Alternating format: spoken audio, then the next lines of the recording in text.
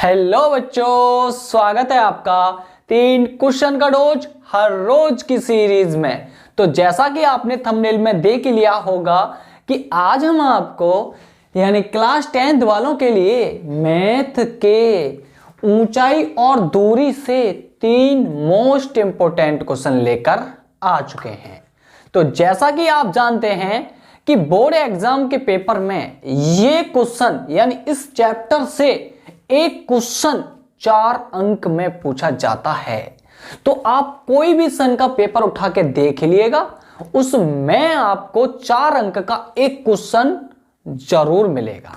तो अगर आपको 2024 के बोर्ड एग्जाम में ये 4 अंक छोड़कर नहीं आने हैं तो वीडियो को पूरा देखना। और चलते हैं हम आज की वीडियो के पहले मोस्ट इंपोर्टेंट क्वेश्चन पर। तो बच्चों इसको पढ़ते हैं और सॉल्व करते हैं। तो आपकी स्क्रीन पर है, आप इसको खुद से पढ़ो और उसके बाद समझो, फिर मैं आपको समझाता हूं। चलिए फिर।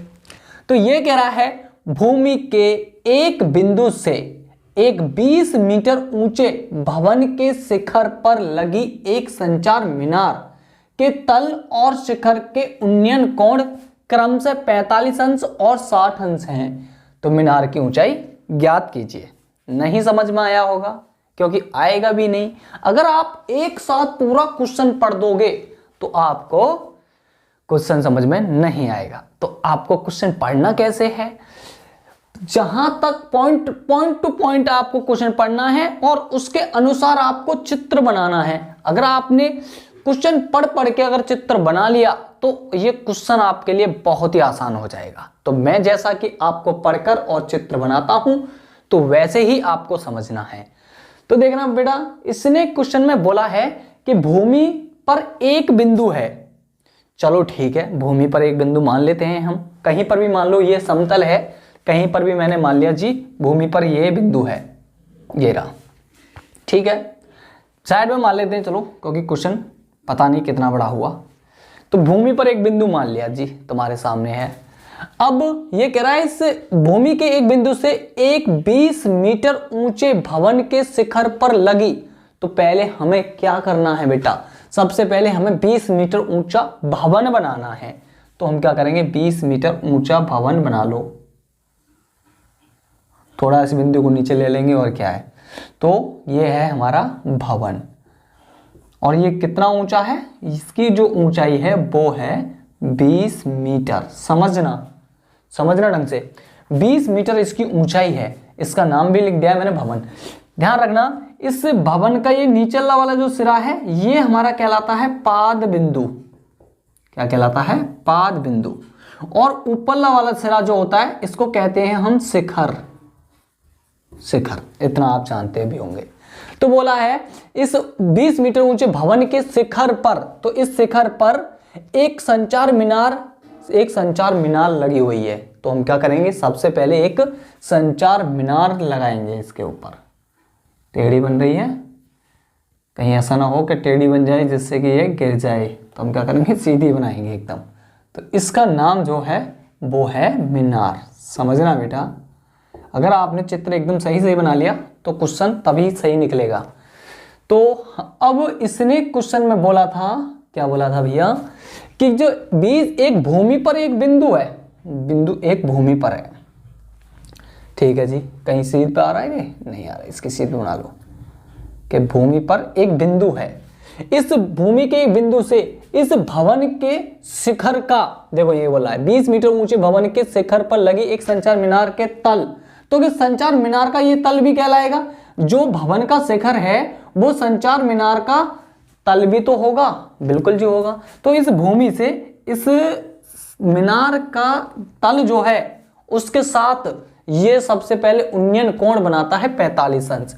उन्नयन कोण जानते होंगे बेटा, तो मैं क्या करूंगा, आपको 45 अंश का तो नहीं दिख रहा होगा, तो बिल्कुल जितनी आपको पता है 45 अंश के कोण में लंब और आधार सेम होते हैं, इसलिए मैंने ये बिंदु इसके उतनी ही दूर पर रखना है जितना कि ये इसकी भवन की ऊंचाई है। चलिए जी, मैं क्या कर रहा हूं, ये भूमि पर एक बिंदु माना है, तो इससे इस मीनार के तल का उन्नयन कोण जानते हो? नीचे से जब हम ऊपर की ओर देखते हैं, जो हमारी आंख की दृष्टि के साथ जो कोण बनता है वो उन्नयन कोण कहलाता है। अगर ऊपर से नीचे रखी हुई वस्तु को देखेंगे तो आपका वो अवनमन कोण कहलाता है। तो ये होता है 45 अंश। ठीक है जी। आगे इसने बोला था ना, भवन यानी 20 मीटर ऊंचे भवन के शिखर पर लगी एक संचार मीनार के तल और शिखर के उन्नयन कोण, इसी बिंदु से इस मीनार का तल के साथ 45 अंश का कोण बनना है और शिखर के साथ ये भी क्या कहलाएगा, ये शिखर होगा। तो इस शिखर के साथ कितने का कोण बनता है? ये बनता है आपका 60 अंश का। कहां गया? ये रहा। क्वेश्चन समझ में आया? बोलिए भैया। ये बना है 60 अंश का। जिन बच्चों को अभी तक ये क्वेश्चन समझ में नहीं आया, मुझे कमेंट बॉक्स में कमेंट कीजिएगा, मैं इस क्वेश्चन को आपको पुनः समझाऊंगा अगली नेक्स्ट वीडियो में। तो बेटा ये है चित्र, इस चित्र को समझ लो और आपका ये क्वेश्चन हल हो जाएगा। तो इसने पूछा है कि मीनार की ऊंचाई क्या होगी, यानी ये मीनार इतनी, ये ऊंचाई हमें पता नहीं है। क्लियर? क्लियर? क्लियर हुआ जी? ठीक है। हम इसके नाम रख देते हैं, आप नामकरण खुद कर सकते हो, आप जैसे चाहे वैसे खुद ही पंडित बन सकते हो। ठीक है बेटा। तो अब हम क्या करेंगे, सबसे पहले हम त्रिभुज लेंगे ABC। ये त्रिभुज ABC क्यों लिया है? क्योंकि मुझे इसकी लंब की यानी इसकी हाइट भी पता है और क्या इसका कोण भी पता है, जिससे कि मैं इसका आधार निकाल लूंगा। क्यों? क्योंकि बड़े वाले त्रिभुज के लिए आधार के लिए जरूरत पड़ेगी, तो आधार मैं इससे निकाल लूंगा। तो पहले मैं क्या करूंगा कि त्रिभुज ABC में, चलो जी ABC में क्या किया हमने कि सबसे पहले हमें पता है कि यार ये लंब और ये आधार है, तो लंब और आधार में कौन सा ट्रिकोमेट्री आता है? tan आता है। tan क्या होता है? लंब बट्टे आधार। तो बेटा क्या होगा? tan थीटा बराबर लंब है हमारे पास BC और आधार है AB। तो थीटा आपको पता है कितना है? 60 अंश है। सॉरी 45 अंश है, क्योंकि त्रिभुज ABC में 45 अंश का कोण बनना है। देखो तो 45 अंश बराबर BC का मान आपको पता है 20 है और AB हमें निकालने हैं। tan 45 का मान आप जानते होंगे 1 होता है, जिसके नीचे कुछ नहीं होता उसके नीचे हम 1 लगा लेंगे। तो AB बराबर आपको प्राप्त हो गया है बेटा 20 मीटर। 20 मीटर। चलिए हमें आधार मिल गया। अब हमें क्या करना है? अब हमें बड़ा वाला त्रिभुज ले लेना है। तो ये बड़ा वाला त्रिभुज है ABD। अब त्रिभुज ABD में, ठीक है बेटा। अच्छा यहां पर एक क्वेश्चन करने से पहले इसको यहां मान लेना कि माना मीनार की ऊंचाई h है। क्लियर? ये मान लेना, बस इतनी सी कहानी। तो त्रिभुज ABD में हमें पता है tan ही लेना पड़ेगा। क्यों लेना पड़ेगा? क्योंकि लंब और आधार के लिए। तो tan है कि लंब है हमारे पास, लंब है क्या होगा? लंब हमारे पास BD है पूरा, लेकिन हम इसको ऐसे भी कर सकते हैं कि BC प्लस CD, कि BC प्लस CD और बट्टे और आधार है हमारे पास AB। अब हम क्या करेंगे? यहां से वैल्यू पुट कर देंगे। बड़े वाले त्रिभुज के लिए कोण हमारा 60 अंश है, कोण हमारा 60 अंश है, ध्यान रखना। बहुत ही सिंपल क्वेश्चन है बच्चों। और BC का मान 20 है जो कि भवन की ऊंचाई है, और CD का मान h है जो कि हमें निकालना है मीनार की ऊंचाई। और AB का मान आपने अभी निकाला समीकरण नंबर फर्स्ट से, यानी ये समीकरण नंबर फर्स्ट दे दो या फिर आप डायरेक्ट भी रख सकते हो। अब क्या होगा? tan 60 की वैल्यू लगा देंगे। tan 60 की वैल्यू होती है बेटा कि √3। जिनको ट्रिकोमेट्री टेबल नहीं आती है वो प्ले लिस्ट में जाकर आप वो ट्रिकोमेट्री टेबल जरूर सीखें। मैंने तीन तरीके से आपको ट्रिकोमेट्री टेबल सिखाई है। तो हम क्या करेंगे? इसको सॉल्व करेंगे बस। तो 20 प्लस h बट्टे 20, इसके रखेंगे नीचे 1, कैंची की कर देंगे गुणा। तो पहले इसकी कर दो। तो ये 20 प्लस h एकन 20 प्लस h ही रहेगा कि 20 प्लस h बराबर 20 √3। ठीक है बेटा, अब ये 20 को कर देंगे पक्षांतर, 20 का कर देंगे पक्षांतर, तो ये माइनस का 20 हो जाएगा। तो h बराबर 20 यहाँ से कॉमन है, तो ये हो जाएगा √3 माइनस के 1। अब h बराबर √3 की वैल्यू आपको दे रखी है, वही आपको लगानी है। तो यानी 20 इंटू √3 का मान 1.732 इतना ही है, और ये माइनस का 1, और h बराबर 20। अब 1.732 में से आपको घटाना 1, तो बेटा देखो ऐसे घटाते हैं, जिन बच्चों पर घटाना नहीं आता है वो घटाना जरूर सीख लें। तो ये 0 0 0, तो ये 2 ही रहेगा, 3 रहेगा, 7 रहेगा, 0.0, तो यानी 0.732। तो अब इसमें मल्टीप्लाइज कर देंगे 20 की, तो पॉइंट देखो सुनो, यहाँ से हम क्या करेंगे, पॉइंट हटा दो, ये भी डायरेक्ट भी कर सकते हैं, चलो तुम्हारी मर्जी है, जैसा वैसे कर लो। तो ये क्या हो जाएगा, 3 पॉइंट आ जाएंगे, एक लगाकर, सॉरी 3 जीरो आ जाएंगी। अब 1 0 से 1 0 कटेगी, 2 की गुणा कर दो बस इसमें, 2 दूनी 4 और 2 तिया 6 और 2 सत्ते 14 का 4, हाँ चलो 14 ही रहेगा। और बट्टे में कितना है, बट्टे में है आपका कि 100 का लगा देंगे भाग, जिससे कि आ जाएगा ये 14.64। तो h बराबर कितनी प्राप्त होगी आपको, 14.64 मीटर। समझना बेटा। अब यहां पर लिख सकते हैं हम कि अतः मीनार की ऊंचाई कितनी आ जाएगी, 14.64 मीटर। आंसर। तो बहुत ही अच्छा क्वेश्चन था बेटा, इसी प्रकार का क्वेश्चन आपके बोर्ड एग्जाम में पूछा जाता है। तो क्या होता है, बच्चों पे चित्र नहीं बनता है तो इस क्वेश्चन को छोड़ के आ जाते हैं, जिससे कि अपने 4 अंक कम कर देते हैं। तो क्वेश्चन को एक एक पॉइंट पढ़ना है और चित्र बनाना है, चित्र बन गया तो क्वेश्चन सॉल्व हो जाएगा। अब मैं चलता हूं इसी प्रकार प्रश्न नंबर यानी मोस्ट इंपोर्टेंट क्वेश्चन नंबर 2 पर, जो कि आपको मैंने 3 क्वेश्चन लिए हैं चैप्टर से। इन 3 क्वेश्चन में से ही एक क्वेश्चन आपको देखने को मिलेगा, जाइएगा ना, क्योंकि अभी फिल्म अभी बाकी है। तो चलिए जल्दी इसको नोट कीजिएगा, मैं इसे रफ करता हूं। तो लीजिए बच्चों, आ चुके हैं प्रश्न नंबर 2 पर, जो कि आपकी स्क्रीन पर है। तो पढ़िए और फिर मैं आपको इस क्वेश्चन को समझाता हूं। तो ये कह रहा है, एक बहुमंजिल भवन के शिखर से देखने पर एक 8 मीटर ऊंचे भवन के शिखर और तल के अवनमन कोण क्रमशः 30 और 45 अंश है। तो बहुमंजिल भवन की ऊंचाई और 2 भवनों के बीच की दूरी ज्ञात कीजिए। मैं आपको चित्र से समझाता हूं। एक 2 मंजिल भवन है, उसी को तो बहुमंजिल भवन बोलेंगे। तो ये है एक भवन, ठीक है जी। अब ये कह रहा है एक अन्य भवन है जो कि कितना है, 8 मीटर ऊंचा। एक है 8 मीटर ऊंचा भवन, समझ रहे बेटा।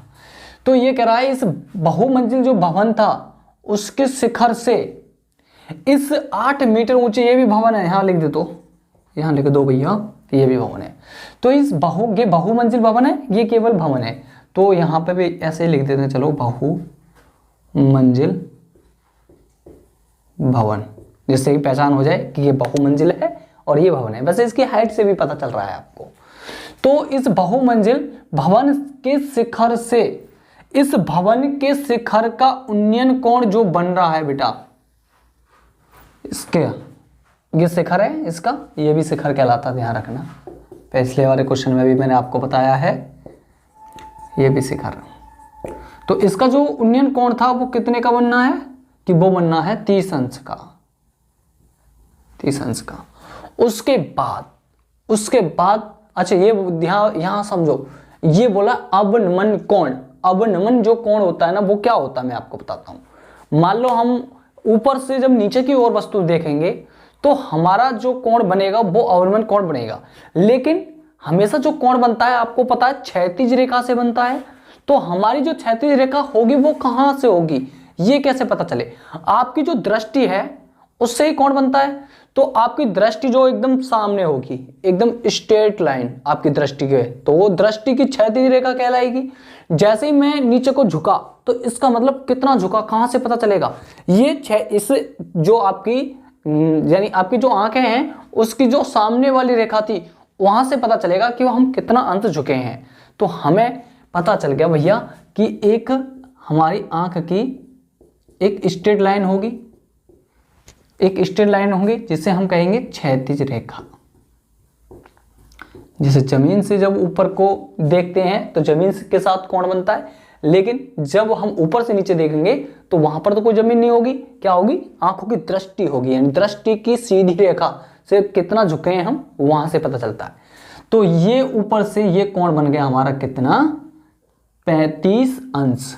लेकिन आप जानते हैं देखो ये भी तो एक समतल है, समतल का मतलब ये भी एक क्षैतिज रेखा है, तो ये क्षैतिज रेखा, ये क्षैतिज रेखा, तो दोनों समांतर रेखा होगी, और समांतर रेखा होगी तो बेटा ये हमें पता है कि ये एकांतर कोण कहलाएगा, क्योंकि ये भी इसके समांतर है तो ये भी इसके समांतर होगी। तो ये कितना हो जाएगा, ये 30 अंश। यानी कोण तो, हालांकि इतना मैं क्यों समझा रहा हूं मैं आपको, समझना, देखो कोण तो आपका ये बनता है अवनमन कोण, लेकिन एकांतर कोण की वजह से ये कोण हो जाता है 30 अंश, ये यहां आकर होता है, तो इसको बोलूंगा मैं अवनमन कोण, अवनमन कोण। ठीक है बेटा। अब इसने बोला शिखर से ही, कौन से, बहुमंजिल के शिखर से ही इस भवन का पाद बिंदु के साथ 45 अंश का कोण बनना है, ये बोला है, यानी तल के, तल बोल दो या पाद बिंदु बोल दो, तो ये क्या है, तल, इसके साथ बनना है इसका 45 अंश का, 45 अंश का। ध्यान रखना डायरेक्ट ये कोण नहीं बनेगा 45 अंश, अब जो कोण बनेगा 45 अंश का वो ये वाला बनेगा, ये वाला कोण बनेगा 45 अंश। ठीक है बेटा। लेकिन ये 45 अंश हुआ तो इस एकांतर कोण की वजह से ये 45 कोण हो जाएगा। ऐसे जब ये कोण बनते हैं, ये नहीं है कि डायरेक्ट आपको 30 अंश और 45 अंश लिख दिया, तो एग्जामिनर जो कॉपी चेक करेगा ना वो आपका एक या 1.5 नंबर काट लेगा इसी चित्र से, तो इसको सावधानी पूर्वक समझना है। ठीक है। अब पूछा क्या है मैं इसे बता देता हूं, इन दोनों भवनों के बीच की दूरी पूछी है। ठीक है, जिससे मैं क्या कह देता हूं, इसका नाम लिख दो, कोई नामकरण कर दो, खुद पंडित हो, तो ABCD और ये E, ऐसे नाम रख दिया हमने। तो भैया ये A भी आपसे पूछ रहा है, यानी दोनों भवनों के बीच की दूरी, और जो बहुमंजिल भवन है इसकी ऊंचाई भी पूछी है, इसकी ऊंचाई भी पूछी है। आ गया समझ में? अगर चित्र समझ में आ गया तो क्वेश्चन तो झटके में हो जाएगा। ठीक है, देख लेते हैं कैसे झटके में होगा। तो बेटा सबसे पहले हम क्या करेंगे कि सबसे पहले आप जो है एक ये वाला त्रिभुज ले लो। ये वाला त्रिभुज लेने से ऐसे एक बार देख लेते हैं कुछ मिस तो नहीं हुआ है। 8 मीटर ऊंचाई, बाकी का सेम है। ठीक है, देखो अब मेरी बात समझना बेटा, जितना ये होगा उतना ही ये होगा, ये तो निश्चित है। तो हम कह सकते हैं कि भैया जो AE होगा वही BC होगा 8 मीटर, क्योंकि जितनी हाइट इसकी उतनी ही उसकी है। तो हम लिख सकते हैं हमें ज्ञात है या हम जानते हैं, ये लिख दो, हम जानते हैं कि भैया AE बराबर BC होगा, और ये कितना है 8 मीटर। क्लियर। अब हम क्या करेंगे, सबसे पहले आप कोई भी त्रिभुज ले लो जो लेना चाह रहे हो। तो मैं पहले ये 45 अंश का ले लेता हूं, तो 45 अंश का ले लो। तो ये त्रिभुज कौन सा है 45 अंश का, ABD। ध्यान रखना ABD है, मत ABC कर दो, यहां तक तो कोई त्रिभुज नहीं बनना है। तो ले लो त्रिभुज ABD में, तो हमें पता है लंब और आधार में tan लेना पड़ेगा हमें। थीटा हमने ये 45 अंश की वजह से लिया है ये त्रिभुज, तो tan थीटा बराबर लंब क्या है हमारा, लंब है को तो BD है, लेकिन हम इसको कहेंगे BC plus CD, BC plus CD, और बट्टे आधार है हमारे पास AB। अच्छा एक बात देखो बेटा, यहां से मैं इसको पूरी अब H नहीं बोल सकता, क्यों, क्योंकि बेटा इतनी तो मेरे को हाइट पता है ना, तो मैं केवल इतनी को हाइट H बोल देता हूं, क्योंकि इतनी निकल जाएगी तो ये पूरी निकल के आ जाएगी, क्योंकि इतनी में 8 जोड़ दो तो पूरी हाइट आ जाएगी। तो मैं क्या करूँगा, इसको पूरे को एच ना कहूँ मैं, अब नहीं कह रहा, मेरी मर्जी, क्योंकि इतनी तो मेरे को पता पड़ गया ना, तो इसको बोलूँगा एच, इतनी निकालनी है बस मेरे को। तो थीटा हमारा 45 अंश है और बीसी हमारे पास आपको पता है 8 है, और CD हमने h मानी है, और ABG हमें पता नहीं है। तो tan 45 का मान तो पता है, हाँ जी बिल्कुल पता है, 1 होता है। और ये AB कैंची की गुणा कर देंगे इसके नीचे 1 रखकर, तो ये हो जाएगा 8 + h बराबर AB। क्लियर? यानी ये बोल सकते हैं हम कि AB बराबर 8 + के h। समीकरण नंबर फर्स्ट में से दे देता हूं। क्लियर हुआ बेटा यहां तक? अब उसके बाद हम लेंगे त्रिभुज J वाला। कौन सा है ये? ECD, क्योंकि ये 30 अंश वाला है। तो त्रिभुज ECD में, और ये क्यों लिया है? 30 अंश की वजह से लिया है ये। तो यही वही लेना है tan थीटा बराबर, इसके लिए लंब कौन सा होगा? लंब होगा CD, लंब होगा CD। और भैया आधार क्या होगा? आधार होगा EC, आधार होगा EC। अब ध्यान रखना बेटा कि एंड और बात कर लेता हूं कि भैया जो AB होगा वही EC होगा, यानी AB और बराबर होगा EC, पर जो कि हमें पता नहीं है। ठीक है, विशेष कर ध्यान रखना। इस पर इतना है कि ये दोनों आपस में बराबर होंगे। अब थीटा बराबर मैं यहां लगा देता हूं, शायद आपको नीचे नहीं दिखाई दे रहा हो। तो tan थीटा बराबर लगाएंगे 30 अंश, और CD को हम बोलेंगे h, जो हमने मानी है। और EC की जगह हम AB कह सकते हैं, बिल्कुल भाई साहब AB कह सकते हैं।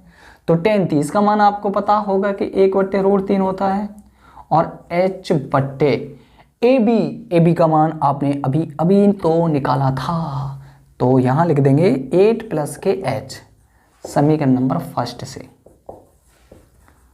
मजा आ रहा बेटा क्वेश्चन को करने में?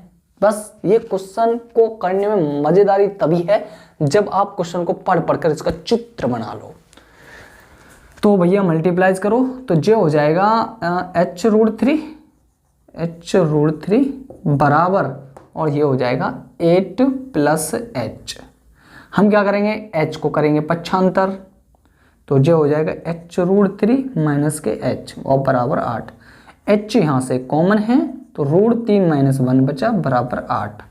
अब आपको पता है ये गुणांक है, तो ये जाएगा भाग में, पर भाई साहब अभी ये भार में नहीं जाएगा। क्यों? क्योंकि ये अपरिमेय संख्या है, तो इसका परमेयकरण करना पड़ेगा, क्योंकि नीचे हम अपरिमेय संख्या भैया नहीं छोड़ सकते हैं, तोड़ फोड़ के नहीं जा सकते हैं। अब इसकी पट्टी भी तो करानी पड़ेगी हमें, तो हम क्या करेंगे? 8 √3 + 1 को तो रखेंगे नहीं ऊपर, ये एक बार घट रहा है एक बार जुड़ रहा है, तो पहली संख्या का वर्ग √3 का वर्ग माइनस दूसरी संख्या का वर्ग। चलिए जी, उसके बाद h बराबर ये 8 और ये कोष्टक में √3 + 1 को नहीं रखेंगे, और बट्टे √3 का वर्ग 3 हुआ और -1 का वर्ग 1 हुआ। h बराबर 8 कोष्टक में √3 + के 1 बट्टे 2 बचा, 2 से ये कट जाएगा, तो h बराबर हो जाएगा 2 चौक 8, 4 √3 + के 1, इतनी मीटर आ गई है। ठीक है, क्या आ गई? इतनी मीटर, ये आई है इतनी h केवल, और इतनी हमारे पास अभी शेष है, मतलब इतनी और है, तो हमें तो टोटल चाहिए ना बहुमंजिल की ऊंचाई, तो यहां लिखेंगे अब कुल बहुमंजिल की ऊंचाई जो कि कितनी होगी कि भैया BC + CD, और BC का मान है 8 और CD का मान h था, आपको पता है ना, और h का मान अभी आपने निकाला है कि 4 कोष्टक में √3 + 1, तो मीटर। इसको ऐड कर सकते हो, मतलब यहाँ से ऐड तो नहीं कर सकते हैं पर कॉमन ले सकते हैं। तो यहाँ तक हम देखें कि आप आंसर जो है सही आ रहा है गलत आ रहा है। इतने छोड़ा है इसने यार, √3 का मान दिया है, √3 का मान लगाना हो तो हम लगा सकते हैं। तो भैया अच्छा अच्छा अच्छा, अभी तो इसके बीच की दूरी भी तो पूछी है दोनों तलों की। अच्छा जी, कोई बात नहीं है, ये भी निकालेंगे, डरा क्यों रहे हो हैं। तो ये आपका आंसर वैसे यहाँ तक सही आ रहा है। हाँ ठीक है, कोई बात नहीं है। तो यहाँ तक इसने बहुमंजिल की ऊंचाई पूछी थी, बहुमंजिल भवन की ऊंचाई और दोनों भवनों के बीच की दूरी ज्ञात कीजिए। अच्छा, बाकी का तो ठीक ही है। ए बी यानी ये पता चलेगा, जितना ये होगा उतना ही ये होगा tan 45 के लिए, क्योंकि लंब और आधार सेम होते हैं। एच का मान लगा देंगे। ये कैसे हुआ यार, ये कैसे हुआ, ये कैसे हुआ। अब कुल बहुमंजिल की ऊंचाई एच का मान आया था यहाँ तक, और 8 हमारे है ही है, तो यानी एच का मान कोई गलत तो नहीं हुआ कहीं पर। एक कट गया, एक कट गया तो पट गया, इसमें क्या है। ठीक है बेटा, इतना हम छोड़ सकते हैं। तो ये आपका इतना मीटर आ गया। क्या इसमें ज़्यादातर हम इसमें तो कॉमन लेना चाहो तो कॉमन ले लो, 4 कॉमन आ जाएगा। तो 4 कॉमन आने के बाद 4 दूनी 8, और ये कोष्ठक में बचेगा √3 प्लस के 1, और ये 4, और ये 2 और एक 3 प्लस √3।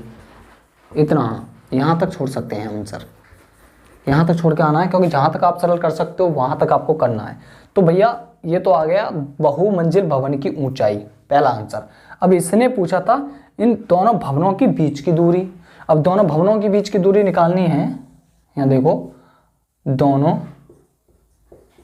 भवनों की बीच की दूरी क्या होगी पता है, ए बी होगी, ए बी निकालनी है। कहने का मतलब ये है, ए बी हम क्या करेंगे, जो एच का मान निकला था ना वो समीकरण नंबर फर्स्ट में रख देंगे, जो ए बी प्राप्त हो जाएगी समीकरण नंबर फर्स्ट से। तो जो कि क्या है कि भैया ये है ए बी बराबर 8 प्लस एच। तो ए बी बराबर 8 प्लस एच का मान आया है ये 4, और कोष्टक में 3 प्लस √3। तो इसको सॉल्व कर लो, यहाँ से 4 कॉमन ले लेंगे पहले की तरह, तो ये बचेगा 4 दूनी 8, और एक कोष्टक 3 प्लस √3 9 ही बचेगा। बहुत ही अच्छा क्वेश्चन है, देख रहे हो बच्चों। तो ये क्वेश्चन जरूर आएगा आपकी बार। 2 3 5 हुआ और प्लस का √3, तो ये इस क्वेश्चन का आंसर हो जाएगा, यानी इतनी मीटर। बहुत ही अच्छा जबरदस्त क्वेश्चन था बेटा। तो ये आपको 100% आपके बोर्ड एग्जाम में पूछा जाएगा। जितना चाहे उतना इंपॉर्टेंट लगा लो इस क्वेश्चन पर, जितना चाहे उतना। तो बेटा इसको ढंग से आपको तैयार करके जाना है। तो चलिए अब चलते हैं हम प्रश्न नंबर 3 पर। जल्दी इसको उतार लो फटाफट। तो चलिए बच्चों, आज का प्रश्न नंबर 3 पर, जो कि आपकी स्क्रीन पर है। तो ये क्वेश्चन बच्चों छोटा सा क्वेश्चन है, क्योंकि आपके बहुविकल्प में भी छोटा सा क्वेश्चन पूछ लेता है वो डायरेक्ट। तो ये क्वेश्चन आपको पढ़ना है और सॉल्व करना है। तो ये कह रहा है, भूमि के एक बिंदु से जो मीनार के पाद बिंदु से 30 मीटर की दूरी पर है, मीनार के शिखर का उन्नयन कोण 30 अंश है, तो मीनार की ऊंचाई ज्ञात कीजिए। देखो छोटा सा ही है ये। तो ये कह रहा है एक मीनार है, और जो कि इस मीनार के, देखो ये कह रहा है भूमि के एक बिंदु से मीनार के पाद से बिंदु 30 मीटर की दूरी पर है। तो ये मीनार का पाद बिंदु है, जो कि कितनी दूरी पर है, 30 मीटर की दूरी पर है। तो इसका जो उन्नयन कोण बनना है वो बनना है 30 अंश का कोण। तो इस मीनार की ऊंचाई पूछी है आपसे, बहुत ही सिंपल।